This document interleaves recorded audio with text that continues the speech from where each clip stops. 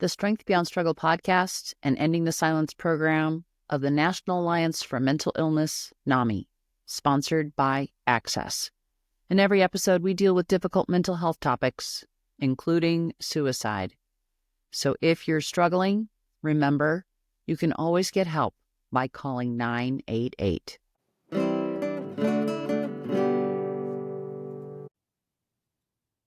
Welcome to the Strength Beyond Struggle podcast. I'm Michele Nelson, your host, and today I have with me Molly McGill, a wife, mother, and former Montessori and special education teacher. And Molly has a story for us today about her family patterns and relationships got all mixed together to trigger mental health and addiction issues. Those patterns dominated her life until she finally figured them out, got help, and now lives a life she never dreamed of. But let's start, both of us have a similar story, kind of how our family patterns and relationships got all mixed together and created something called codependency. I call that kind of other directedness, where you're so hypersensitive, you want to please everybody. And both of us married narcissists for our first husbands. Yeah, absolutely. And so do people look at you and they go, oh my God, you're such a strong woman. How the heck did that happen?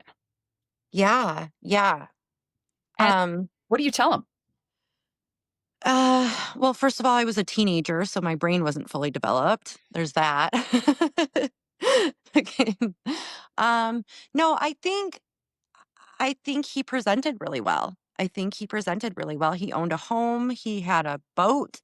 He, I was 19 for sure, but he just seemed like he kind of had it together. Yeah. Sweep you off your feet? Absolutely. Like love bombing times 1,000. And because a lot of people say that, because ultimately your marriage, as mine did, mine was more emotional and mental abuse. Yours actually included physical abuse as well. Yeah, mine was all of the above.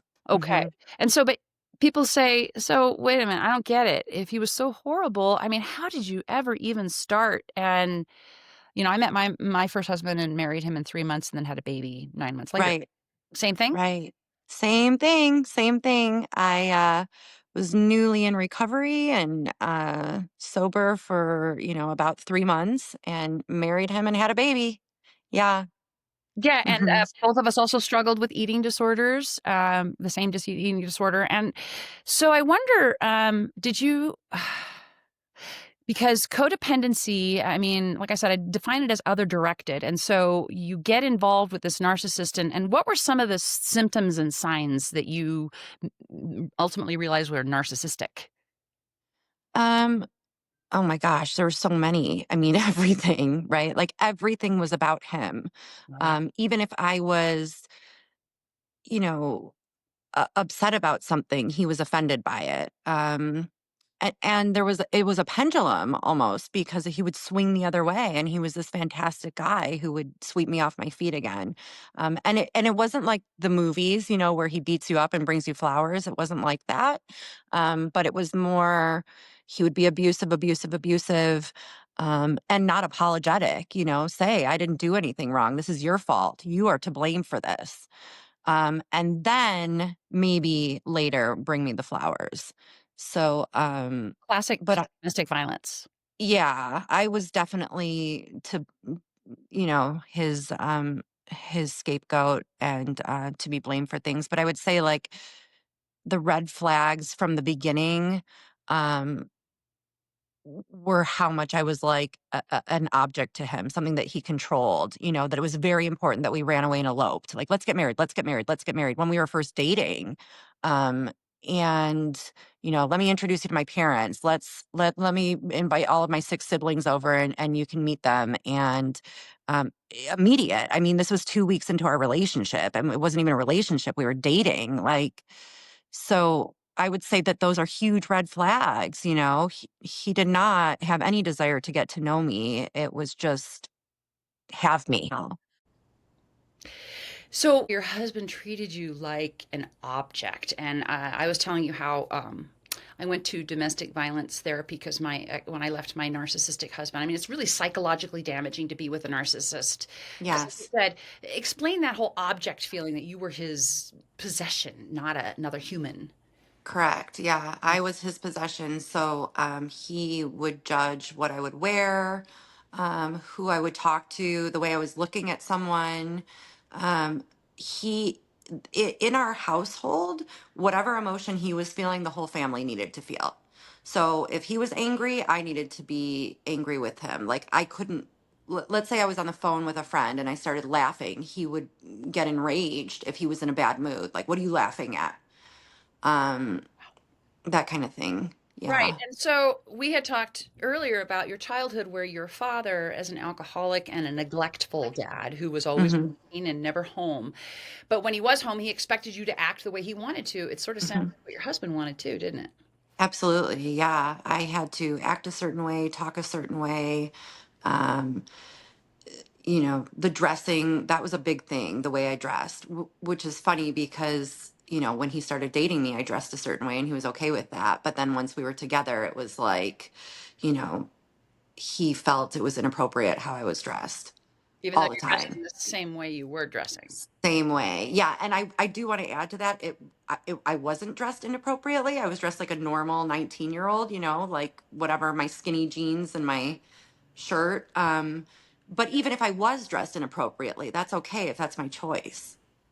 That's the So, thing. But it took a while yeah, to get permission to feel that way, didn't it? it did. Yeah. Because Yeah. it's like, and I had a father who was, he struggled with what's called intermittent explosive disorder. He didn't Hmm. drink, but his father was an alcoholic. And he also had issues with perfectionism, as did my mother, who also had an Hmm. alcoholic father. And so what I'm trying to help the audience understand is that these are kind of patterns of behavior that you get Hmm. conditioned to, right? You're like, Yes. I can tolerate this behavior because I grew up with it. Yes. Yes, and also some of it is unexpected, right? Like for me, I couldn't believe some of the stuff he was doing. I couldn't believe it. I remember one night we were sleeping and he woke up screaming at me because two of the pillows didn't have pillowcases on them.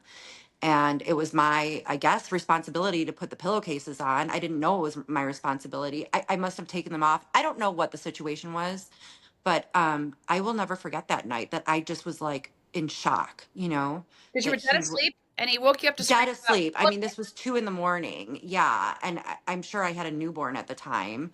And yeah, just screaming at me about the pillowcases. And it was just, it's embarrassing, right? Like, I didn't want to tell my mom. I didn't want to, because everyone hated him anyway. Like, a lot of people, whether we believe it or not, a lot of people see straight through narcissists because they are very charming and they're charismatic. So some people don't see through them, but people that are close to us, they know the truth. And so it was embarrassing, and shameful. And there were several times that I left him before I actually left him. and you were And together how long? we were together for 6 years in Okay. total. Okay. Yeah. I was with mine for 11. Oh, Regardless, you have to learn. It's I find it a blessing, and we talked about that last time about how you feel about some of the other substance abuses things you've done and the yeah. patterns you've learned. I think it's a blessing to go through these struggles because then we can be sitting here talking today to other women who might experience this and have these feelings. And I felt a lot of shame too that you know uh, I wasn't good enough. He Yeah. wasn't good enough. I kept trying. That perfectionism that I grew up with came out with him. What were some other things that I mean, when I went to therapy, they talked about how you're not allowed to have your own opinions. You're like a shadow of, Hmm. and that was the same thing with you. Yeah, absolutely. I mean, I couldn't have, my opinions were ridiculous as far as he was concerned. My opinions on religion, politics, anything were just stupid and dumb, and I didn't know what I was saying. And yeah, he did a lot of comparison too. He would compare me to his mom, that I wasn't like his mom, and his mom cleaned a certain way and I didn't clean that way. And yeah, it was The barrage of judgments every day. yeah, every day. It was exhausting. I mean, there were times I remember like my closet was my safe space and I would just hysterically sob, and sometimes I would call my mom or one of my friends and just be like, I can't do this anymore. Um, but yeah, it it was his Psychologically. life. It was his life. I was just there, if that makes sense. Like his life, what he wanted to do. I remember right after I had my baby. Uh-huh. So she was born on a Thursday. Again, something I will never forget, right? These traumas are ingrained in my mind. But I'm holding this newborn baby. I'm just so in love with her. And he said, Sunday, we're going to my mom's for Easter. And I was like, no, we can't. And he's like, I'm taking the beeping baby and we're going Sunday to my mom's for Easter. And I was like, okay. And I remember we went Weren't you and in I was, pain and everything from birth oh to my baby? gosh, I'm like literally wearing a diaper, like, Yeah. and with a pad and, Yeah. the whole thing. I And mean, you're I have a three exhausted. day old baby. Even Yeah. his mom was like, what are you doing here?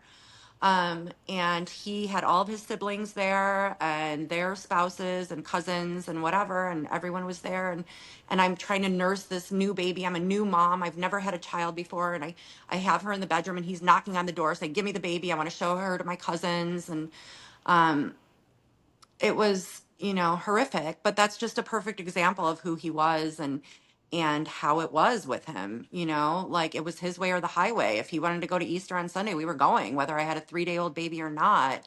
And um and I'm not sure at that time, I don't remember if he had become physically abusive at that time. I'm not sure why I didn't just say no. um but I didn't, and I went. And Well, could it be that you didn't feel worthy of standing up for yourself? Now, I know with me, my ex-husband was very charismatic. We actually got involved with the medical marijuana movement in California, and so we had a lot of criminal justice stuff. I went through bankruptcy, like things I would have never done on my own. mhm. And I did it because I was trying to make him happy. Yeah. I'm not worthy. Whatever he's about is more important than me. Is that kind of you felt too? Yeah, and I did start to believe like he is smarter than me. He does know what's best, and he was older than me. Like maybe he knows. Maybe this is normal. Maybe people take 3 day old babies to Easter. I don't know. Like, and also I'm Jewish, so I definitely don't know. But like, I just, yeah, there were so many times like that he had built himself up and pushed me down, 1,000 paper cuts, that finally I just believed that he knew what was best, and I probably didn't know what was best. Well, it's almost like, I mean, my friends told me when I was with my ex that it was like I was in a cult. Yes, yes, very much so. Yes. You And what, can't. I remember one time my mom was a psychologist, and one time she brought me over this paper, and it was the cycle of abuse, right? And it was like the arrows that are pointing, and then you go back, and this is what a narcissist looks like. And I'm like, this is not me. Like, what are you talking about? It was literally, yeah, like trying to rescue your daughter from a cult. yes. Um, And you've been, I don't know, and this is what I want the audience to understand. This is why women don't leave. You are psychologically entrapped. mhm. You don't think your own thoughts anymore. It's like, I'm not important. I know I'm not important. My husband is the one who's got it all together. And I'm just, my role is to be support, good, bad, or ugly. Yes, yes. And there's a piece, at least there was in my marriage, of financial abuse too, right? That Mhm. where am I going to go? What am I going to do? Every time I try to leave, he takes the car keys, he takes my wallet. Like, how am I going to go anywhere anyway? Even though I had people in my life, like my mom, that was like, just come move back home. It's fine. But I'm like, but you really can't take care of me. Not like he can, you Wow. know? Yeah, yeah. And you believe this. I You believed it. Yeah, Yeah. you really believe it, even though your loved ones, your family. I mean, I had my sister. Just the things I said about my family. He Yes. and my husband separated me from my family and friends. Yes. Same. Right. He immediately bought a house that was an hour and a half from my family that we moved to when we got married. And then we lived there, I think, for a year. And then he moved to Arizona from Michigan. And I remember just sobbing and saying, I don't want to leave. I don't want to leave my friends. I don't want to leave.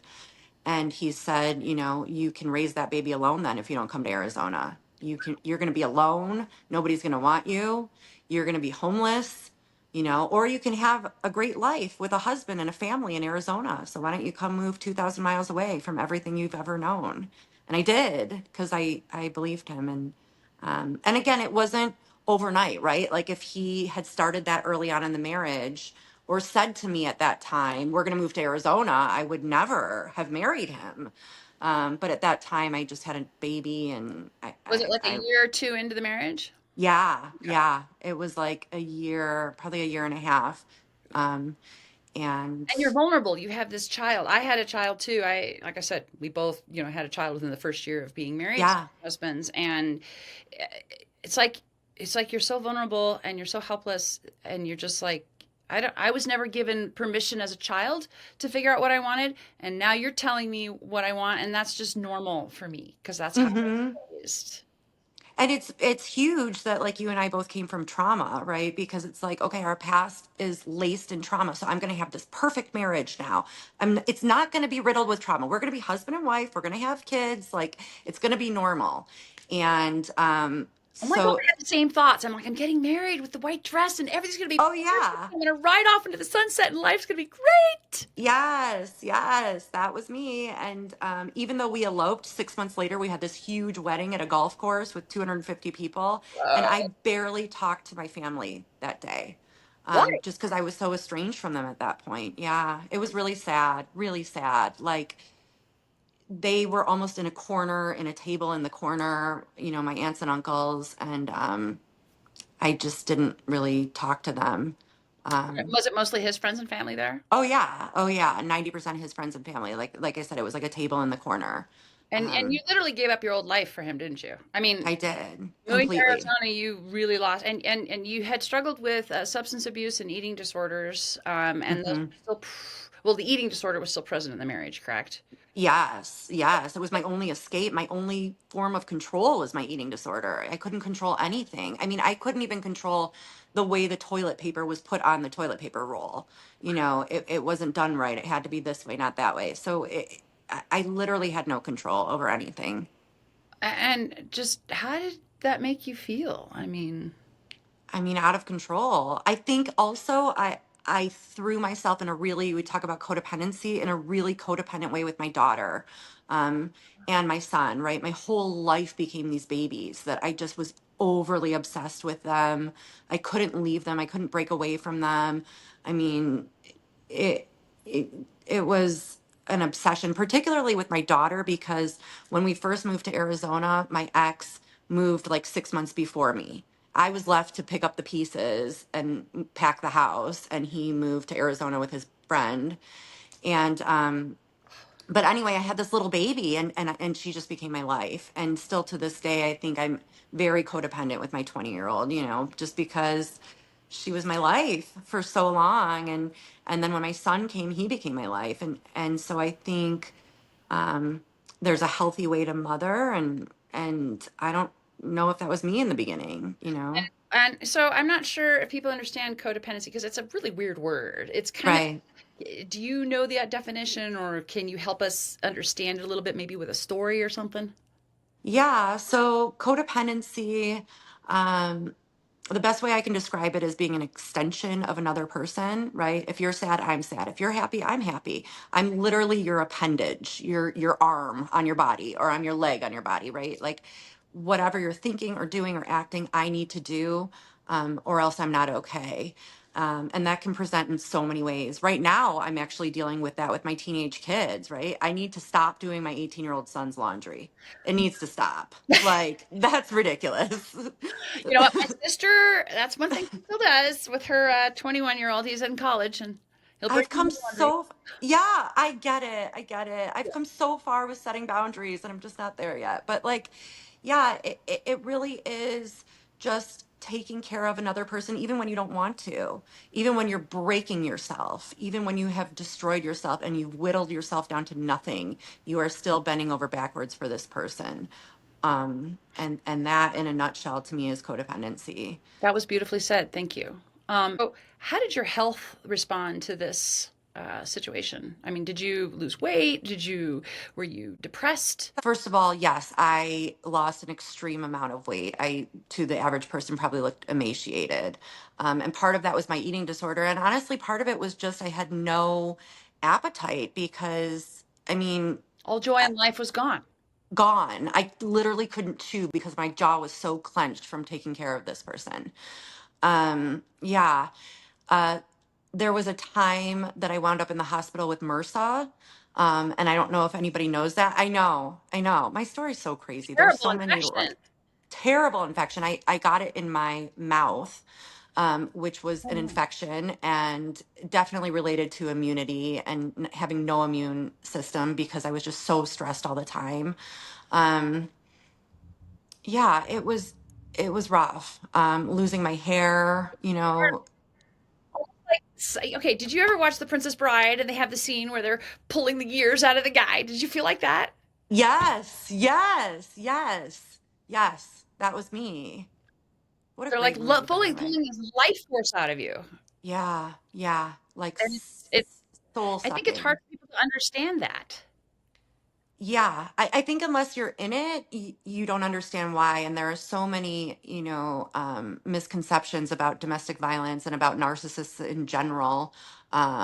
That, I think the narcissist is painted as kind of like the devil almost, like a really bad villain in a movie. And even though he is, there are also so many redeeming qualities, which is why it's easy to stay. Like for me, um, my ex took care of me and financially until he didn't, until we were on food stamps. Like, so but for a while it was good, just like everything in our marriage. For a while it was good, for a while it was good, and then it wasn't. He was charismatic to other people. He could laugh and joke and talk with people. When my little boy was 3, he started coaching his football team. Like, he seemed like this great guy. um, but like I said, anybody who was truly close to me knew that he was Sucking the not. life out of you. He's who was sucking the life out of me. Right. They do Yeah. because and I it's hard to explain to people because it's invisible. It's Yes. and you almost give permission. You have to give permission for this person to be in your life. You have to Yeah. not have boundaries. Yeah. And None. yeah, and this is the hard part. I think people are like, well, of course you gotta like say no. Well, you don't feel like you can. No. Yeah. No. Just really, really broken down and stuck. And now being out of it, I'm really glad we're having this conversation because now that I'm out of it, even talking about it, I'm like, how did I not leave? Like looking back on it, but it's true. I was just craving this sense of normalcy, and we had kids together and we were married, and I never wanted to get a divorce. I didn't think that was in the cards for me. I just wanted to be normal so desperately that I was willing to be abused, and that it didn't happen overnight. I think that's a big thing too, that it happened gradually, that I was broken down gradually. It wasn't one day he hit me. He was belittling me, and then he was pushing me, and then it was okay to hit me, and then it was okay to talk about me. He would just like emotionally abuse me in front of his family members, say totally inappropriate things. It was just so demeaning. Um, yeah. So, and there's really nothing anyone can say or do, except to educate. I think that's the only real solution, is to just keep on educating and keep on being there for that person. Um, So what was it that tipped the scale finally? Because you're not with him anymore and you left after. I'm not, by the thank God. Oh, Yeah, but you learned a lot, and we're here today to talk. And I learned a lot, and that's what I say. And my current husband, who's a lot like your current husband, just the sweetest man who gave me the safest place. And I fell in love with my husband when he said, "You're lovable." And if you think about it, mm, lovable is not "I love you," which is conditional. But right. me, I was radiating love, and he saw that, and I went, "Okay, this is the kind of person I want to be with." And he's been that Yeah. way all the time. It's never Yeah. conditional. But it took me a while to be able to think I was valuable enough and worthy enough to have that kind of person in my life. Hmm. Yeah. And still like not believe it sometimes. I know. I'm. Like, How did I get so y- lucky? yeah, yeah, yeah. Um, yeah. So the last straw for me, I remember it perfectly. And I was out back on my patio and the babies were asleep, and I was smoking a cigarette because I was, newly sober, and that was my drug of choice at that time. Um, and he came out back, and I don't remember what the context was, but he had accused me of cheating again. That was a big thing in our relationship too, was that I was looking at another man. One time he told me I was following a person inside the grocery store. Like, we were in the grocery store together, and I had, the shopping cart, I'm putting stuff in with him. We're doing it together. And he's like, "You're following that guy. Why are you following that guy? Like, I don't know. It was just bizarre. Yeah. But anyway, the last year I was out on the patio and I was smoking, and he came out and he said, "You're cheating on me and I'm going to kill you. I'm going to kill you." And those were his exact words. And I knew, I don't know if it was divine intervention or what it was. I believe it was, but I knew that night, like I was going to die. I was going to die. Like we would be a Dateline episode and I was going to die. Or I was going to kill him because if he, he had guns in the house. That was another thing with him, like big gun guy. Um, and I was going to kill him. Like if he kept on doing this to me, I was just going to snap and kill him, or he would kill me. And so I think it was the next day. I want to say it was the next day I filed a restraining order against him, and he violated it all the time. And that's the most dangerous time is when a woman leaves. So that's the really imperative time to be safe. If you do choose to leave, have a plan in place, have people around you, which I did. Um, and yeah, I filed a restraining order, and the police came, and he had to move his stuff out of the house. And it was the only way, I could, You I had to have could a hard break, like just out. You're out. Yeah, There's yeah. It was definitely not going to be gradual. And it wasn't going to be one of my like cry fest. Because I had those too where I'd be like, I'm leaving you. And I would cry and I would try to leave and go to my girlfriend's house. And he would show up and be like, I love you. Like, just come home. This is silly. Like, we have a house. What are you doing here? You're going to sleep at your friend's house? Like, so yeah, it was just a hard break. And honestly, I had the financial support of my dad, who said at the time, I'm going to pay your rent. I'm going to, because my parents knew. And that was by the grace of God. And some people don't have that support. And I know I wouldn't have that support today. I mean, my dad certainly, with me at 42 would not be paying my rent. That's for sure. Um, so yeah. So yeah, but that's kind of what happened. It was just a clean break, and he still stalked me for years after that. And when I got sober, he took my kids from me. I mean, he continued his reign of terror has continued. I've just changed. It's been me that's changed. And That's the and only thing you can really do, right? That's one the core tenet of codependency is you can't change anyone else. You can only change yeah, yourself, and you can only control how you respond to the situation. yeah. Yeah, and I just have minimal contact with him. Our kids are 18 and 20 now. Um, they were living with him for a while because he was fun dad and they could smoke pot and drink and vape in his house. And, um, and I had the same opinion of domestic violence, of why aren't they leaving? I know he's abusing them. I hear him abusing them on FaceTime. Um, but it's really hard. And unfortunately, the courts don't favor victims of domestic violence. What do you That's been mean my by experience.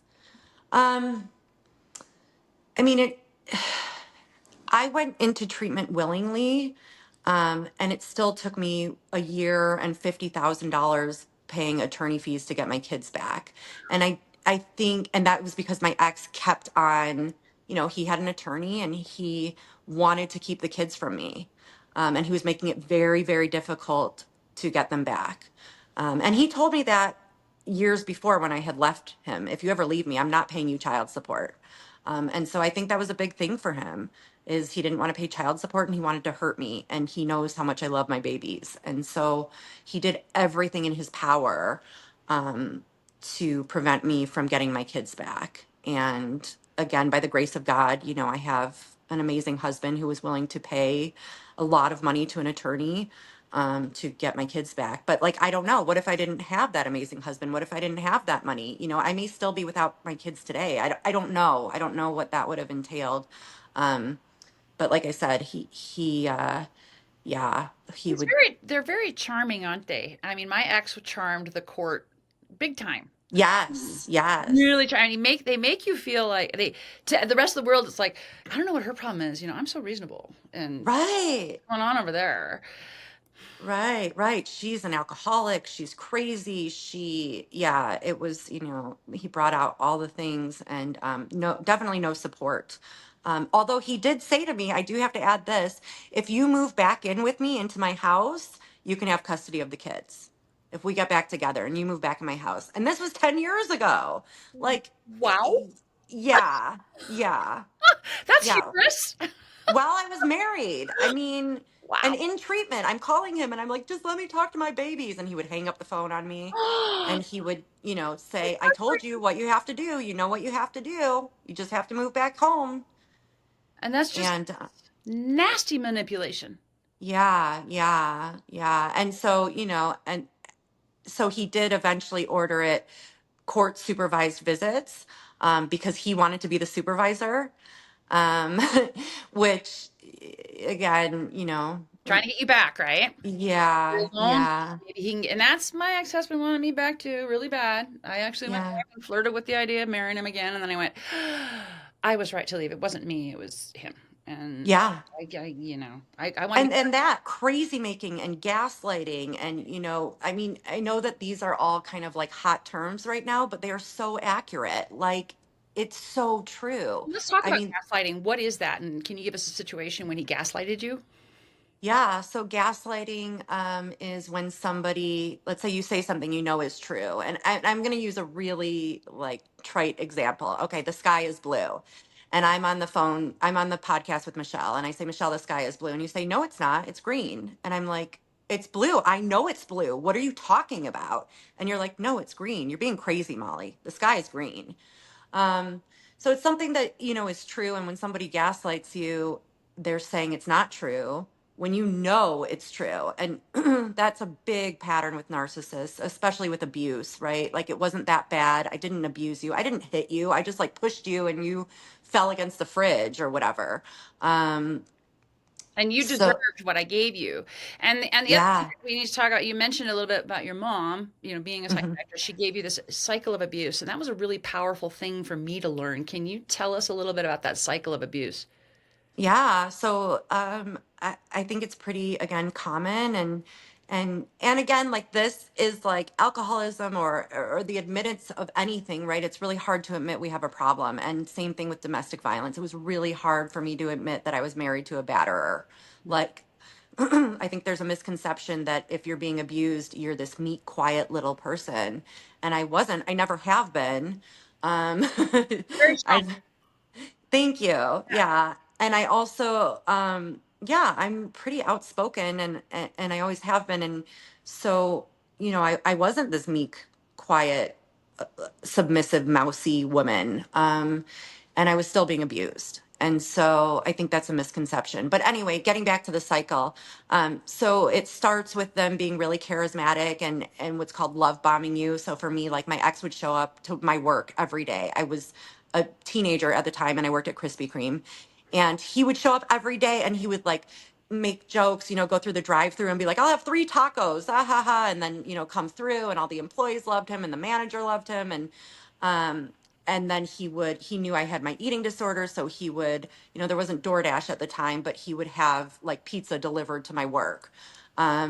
To make sure that I was eating lunch. Like, I just love you. I want you to eat, flowers for anything. Did you know it's our 1 month anniversary? Here's a dozen roses. Like, just love bombing, right? Writing love letters. That was a big one. He Oh, would no leave them in wonder my you fell for car. him. Yeah, yeah, yeah. That was pretty Um, amazing. yeah, yeah. But then looking back on it, it's also like, why are you showing up at my work every day? Like, right? Like, that's not healthy. Like, don't you have a life? Um, and I was his life, I was his property, I was his life. Hmm. And so yeah, so they start out really, really charismatic, and the cycle of abuse is then it becomes abusive, right? Where they're verbally abusing or lashing out or emotional abuse or physical abuse or any kind of abuse, sexual abuse, which happens in domestic violence that nobody wants to talk about. Getting raped Uh, while you're married, that happened to me. yeah, for sure. I mean, I don't know if I would say full rape, but there were for sure times that I did not want to have sex, and I was pressured and pressured and pressured until I was like fine, and yeah, that's never It's happened not. in my marriage That's today. why that was not consent. And so anybody who's married, if you're listening to this and you are being pressured like that, that's not consent. And you Yeah, don't do that. You, yeah, you don't, unless you are fully participant and want it. It's coercion. And Mhm. very, very strong about that because I have issues with touch that now affect my current relationship, and I've had to go to therapy about it because of having these physical boundaries violated. And that's what I want to have everyone realize listening to us. I hope the audience understands this psychological abuse is really damaging. Yeah. Yeah. And Yeah. we're both beautiful women, and it doesn't look like we went through a lot, but we did with these narcissists. We went through a lot. Mhm. Mhm. It was hard. Yeah, completely. And like I said, it didn't stop, and so that's the cycle, right? So they abuse you, and then Then they feel uh sorry about it, and they come back and like mhm. ask for forgiveness, right? And then it Yeah. builds up again, and then all the abuse happens again. It goes around and around and around. And is it did you feel hope every time that cycle? Yeah, absolutely. I'm like, this is it. Like, we're going to have this great marriage now, and he's changed, and things are good, and he's, you know, doing the right things. He's going to therapy. He's whatever he was doing at that time that I believed would help him or help us. Mhm. Um, and then also, sometimes he would blame it on me and be like, we need to go to marriage counseling, or we need help, we should both start going to more AA meetings. That's what we should do. Like, and it's like, right. Yeah, right on top of that. Um, so it wasn't, I don't know. Well, Yeah. the thing with But narcissists, I tell everyone, they are never wrong. never. They always have to be right, which means you, the partner, are always wrong. Hmm. And you're not always Yeah. you're not always wrong. Right.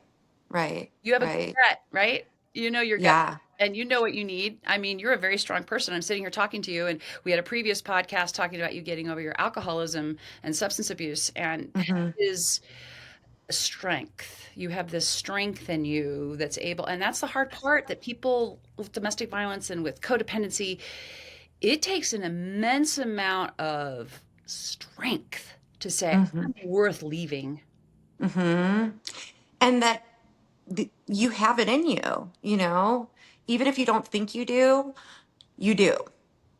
I promise, Yes. And the best thing to do and the worst thing for the narcissist is to cut them off. Cut them off. Y- y- Like, That is the only solution, isn't it?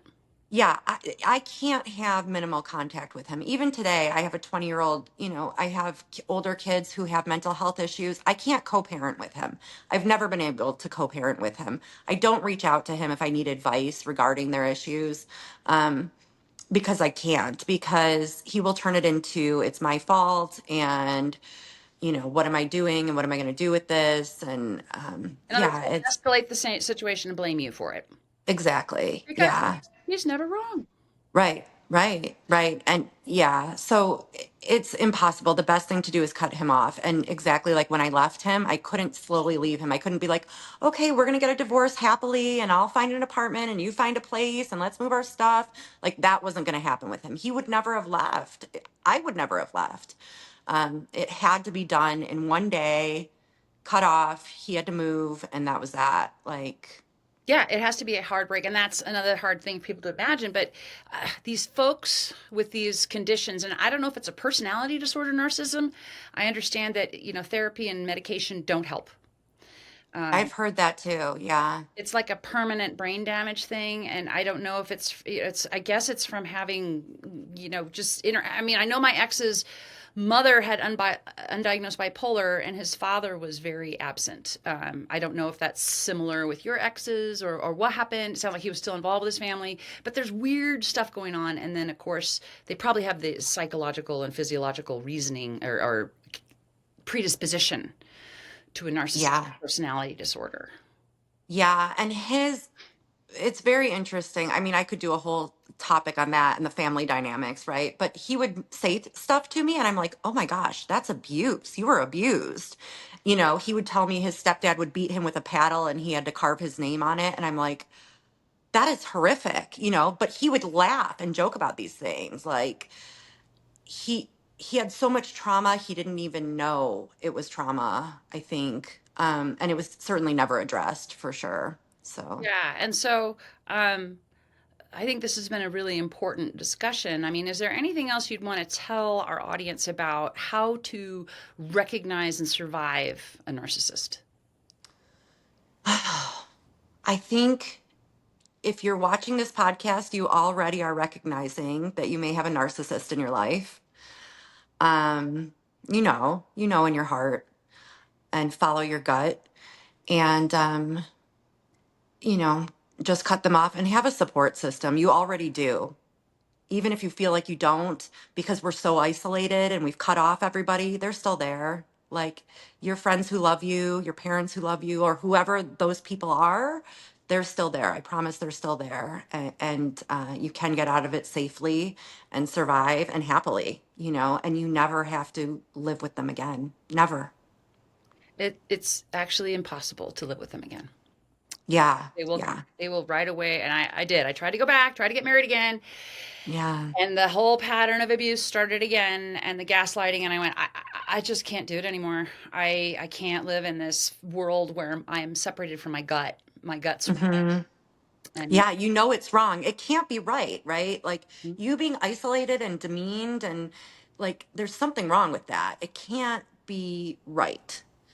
no. I yeah. And I also forgive myself because I recognize how I was trained and conditioned to accept that behavior. And hmm that's okay too. And that's, to me, that was a powerful thing for me to know that it's just a pattern of behavior that I can recognize and I can decide I no longer wish to participate in that behavior any longer. That's okay. Yeah. Yeah. Yeah, I had to that was a big part of my recovery too, was forgiving myself. That's huge. That's really huge hmm because, and people look at you, and even my husband today, he was saying, maybe you two should talk about this because I'm still curious why you stayed. I'm like, really? I mean, but Yeah. it's hard for, he's a neurotypical, love him to death. I'm a neurodivergent. I'm a little weird.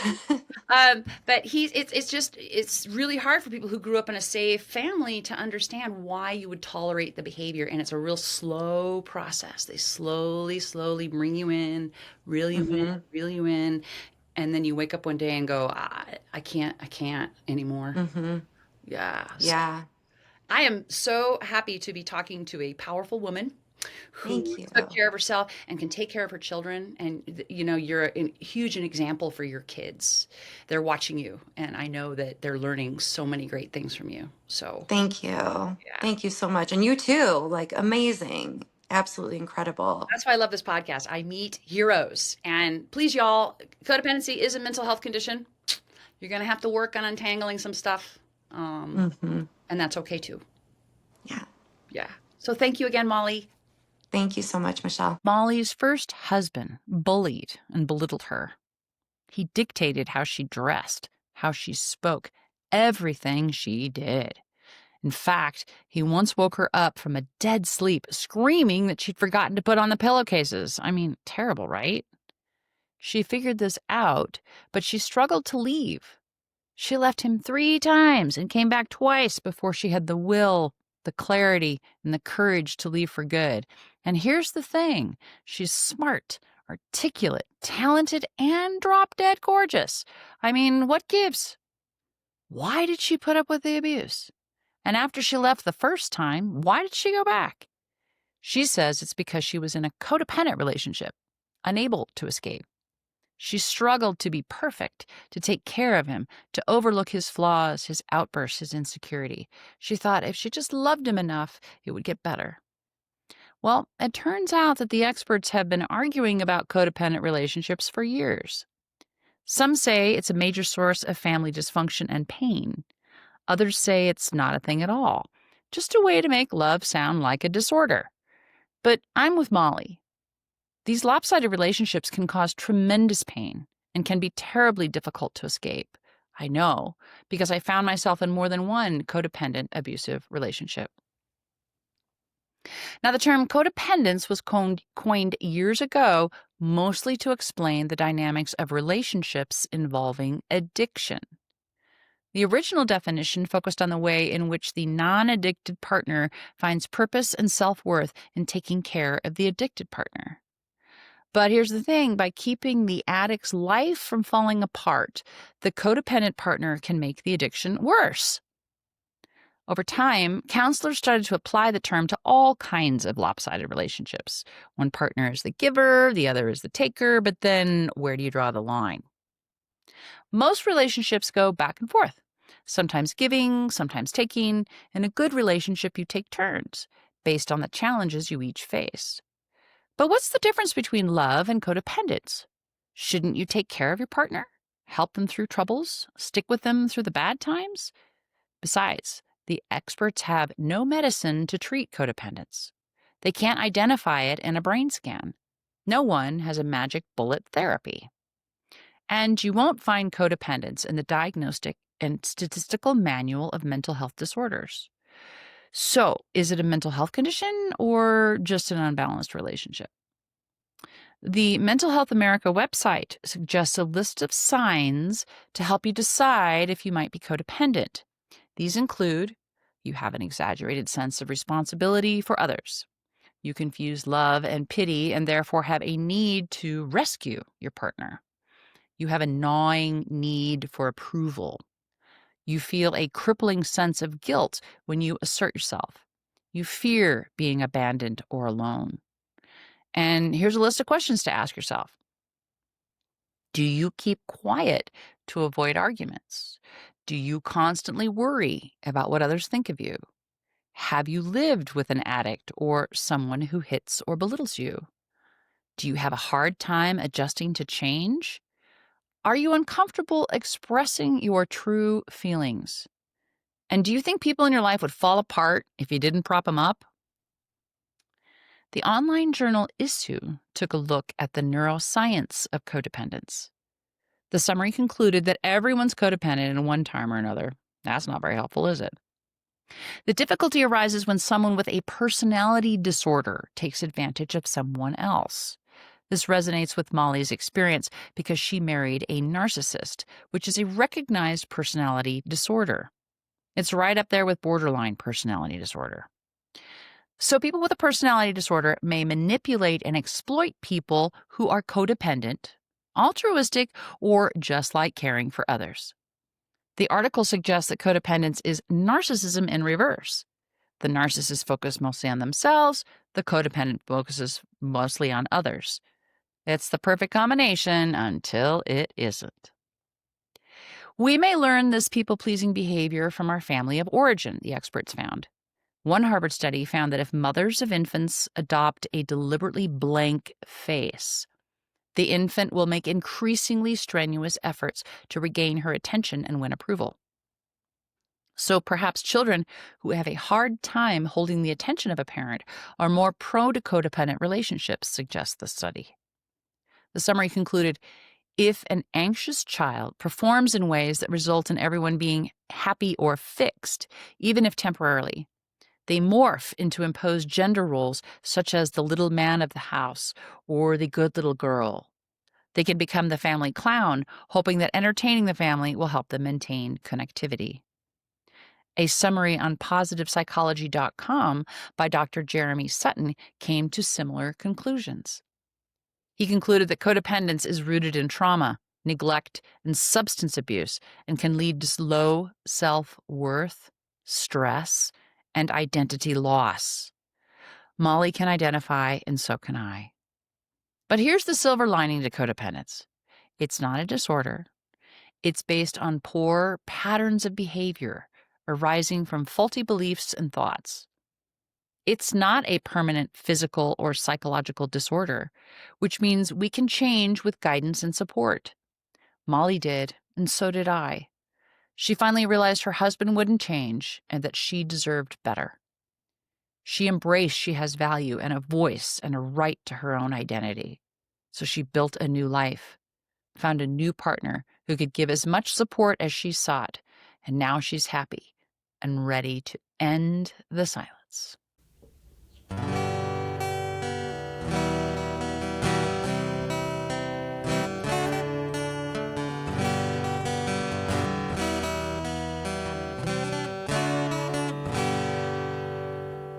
It's okay to just be me. We're all made to be unique. It's okay to have my needs. It's okay to be me. What's easy for others are struggles for me. I do things differently. Doesn't make me broken. It just makes me me. People out there help me through, ones who care about me and you. Through my struggles I find my strength. Feels so good to be me. What's easy for others are struggles for me. I do things differently. Doesn't make me broken, it just makes me me. People helping me to get through have their own struggles too. Even though they have their strength, they are human like me. Through these struggles we build our strength. We all want to feel healthy. Even though we make mistakes, struggles build our strength.